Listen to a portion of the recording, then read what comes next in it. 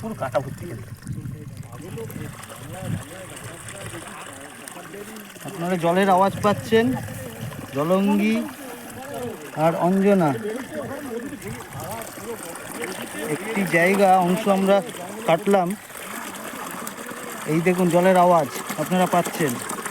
এই কাজটা সরকার এবং প্রশাসনের, আমরা প্রতীকী হিসাবে করলেও কাজের কাজটা কিছুটা হলেও করতে পেরেছি। এখানে বিভিন্ন সংগঠন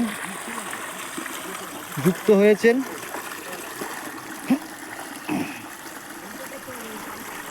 অসাধারণ।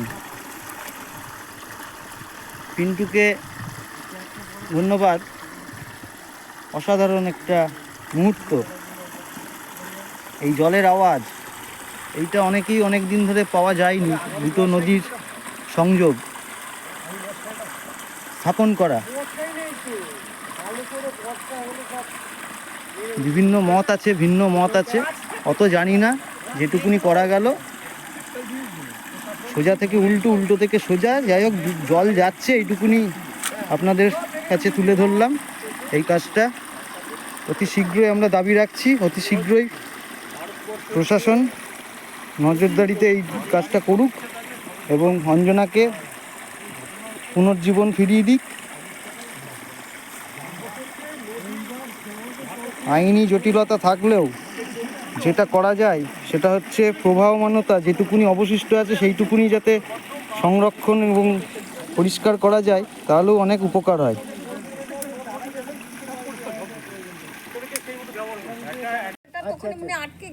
অ্যাকচুয়ালি এটা যখন বেড়েছে তখন জলটা ঢুকেছে। হ্যাঁ হ্যাঁ হ্যাঁ, দিয়ে আটকে গেছে জলটা। কোদাল আনলে হয়ে যেত। এই কোদাল বলছি, কি বলে, শাবল করে দিতাম। অমিতাভ রায় বলেছিল তখন, বলেছিল আপনারা একবার কেটে দিন লোক লস্কর নিয়ে গিয়ে, তারপর দেখছি। ওকে তো দিল ট্রান্সফার করে। অমিতাভ যে এখানে ছিল, আমাদের সঙ্গে পড়তো, কলেজে স্টুডেন্ট। আমি যাবো ঠিক আছে বুদ্ধদা,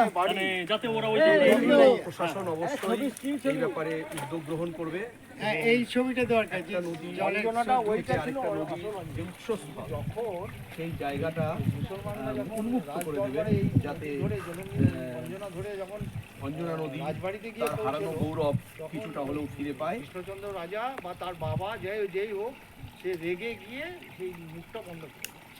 না, এটা হচ্ছে তো এক কথা হচ্ছে বর্গী আক্রমণ থেকে বাঁচানোর জন্য।